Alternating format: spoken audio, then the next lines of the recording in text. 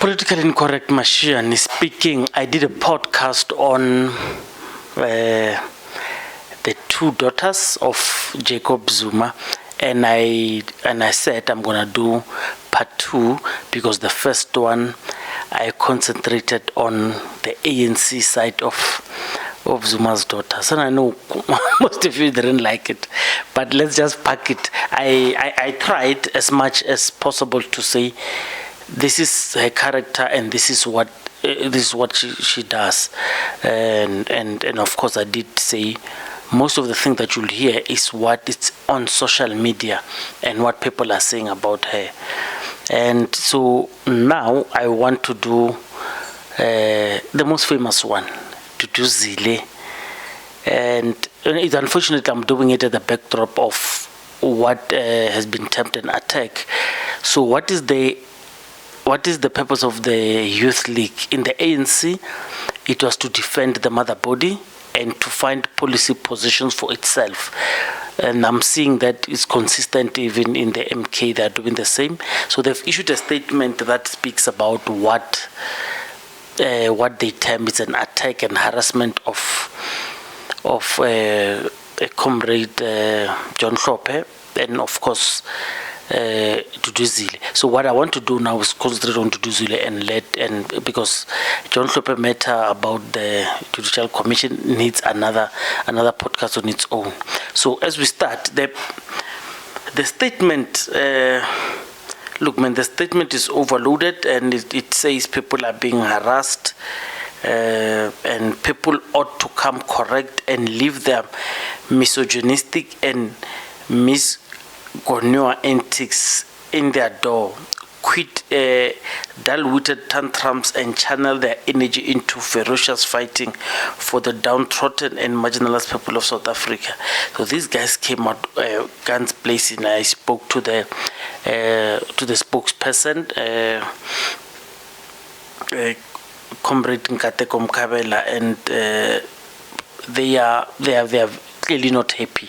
But then let's talk who's Duduzile. So Duduzile, it's unfortunate. She's accused of a lot of things. First thing, let's just agree. Duduzile loves her father, without question. Duduzile loves her father. She's always seen with, well, not always. She's mostly seen posting Jacob Zuma on her Instagram, and Instagram is not her only presence.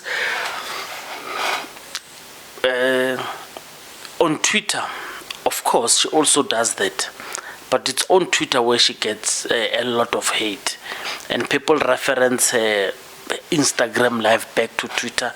And now that she's going to, she's dominating the media space in terms of what MK does on social media. That's besides Msholozi, of course, and that has been seen by many people as her dominance. And I don't know why that is wrong. I mean, she's the princess of MK, and sometimes I feel it's unfortunate for her because she's her father's blue-eyed girl. She's her father's princess, and MK espouses for traditional leadership, and unless people are disingenuous, if Zuma was a king, it wouldn't be far-fetched for her to be the princess. It wouldn't be far-fetched for her to be next in line to be heir to the throne. And of course, I understand you guys who say, yeah, but political party is not this, political party is not Zuma's what. But Zuma is the president. Let's be realistic. He's the president. No matter what you want, he's the president. And I don't want to say he favors her, but he trusts her more than anyone.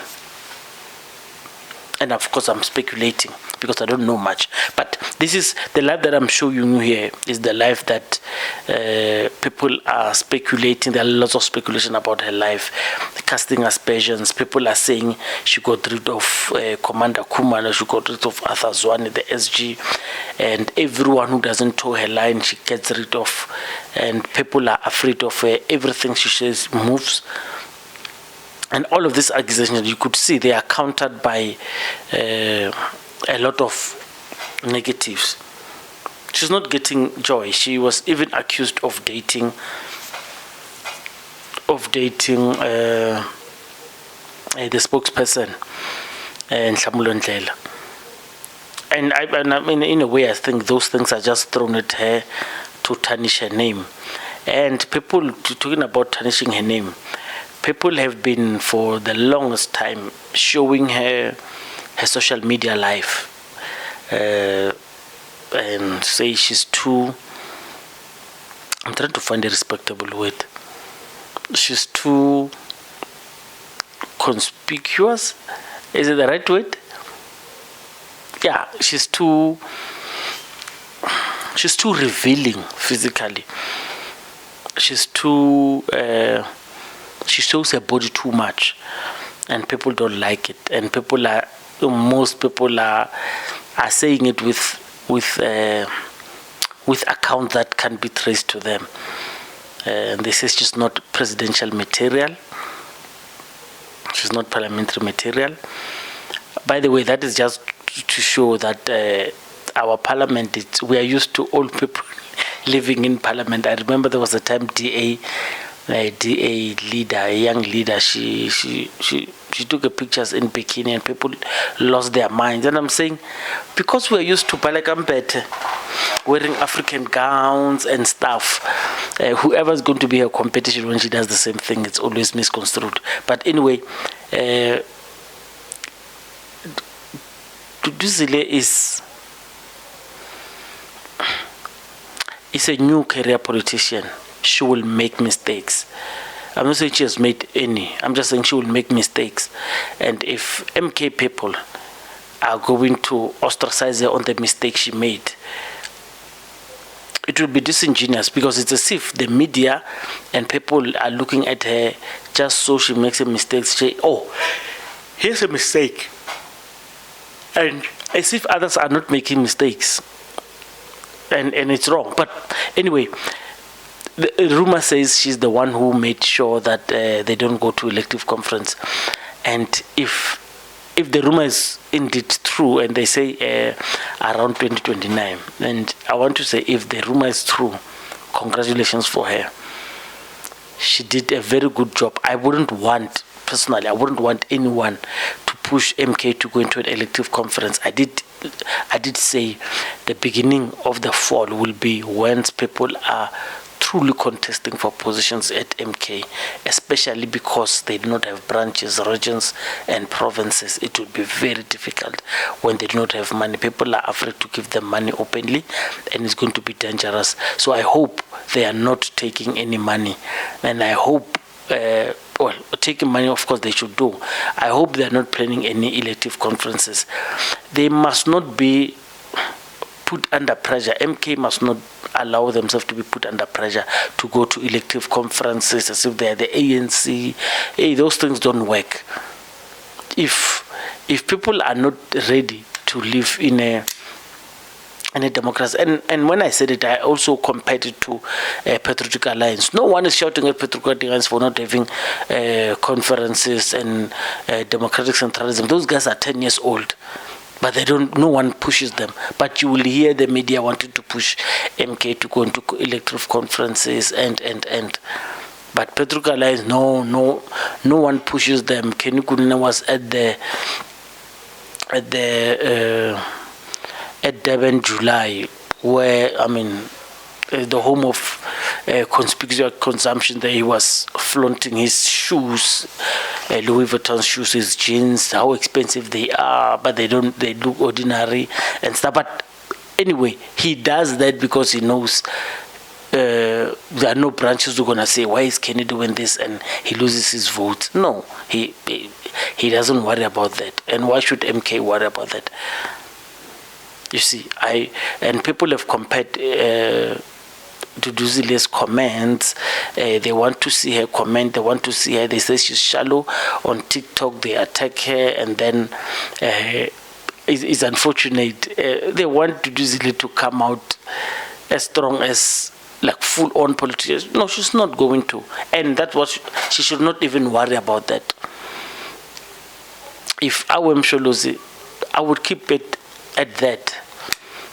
I would keep it at that. And those who have a problem, because this thing of going to policy conferences and finding policy for the party, it's a bit scary. But I'll tell you where I'm talking now as MK. But MK will have a problem when they take their model of governance at MK. They want to implement it in government, and this is why people fear them. They fear them because they do not have any rightful, correct policies of doing things. They do things their own way. But anyway, by the way, I'm actually waiting to see Duduzile proving herself in debates, just so she could crush the rumors and quell this fire that's coming on her way, because she's receiving a lot of fire. People are expecting her to fall. And look, man, I trust where she comes from. And let's cross fingers for her. Mashiach and Politically Incorrect. Let's see what you have about Duduzile. Thank you.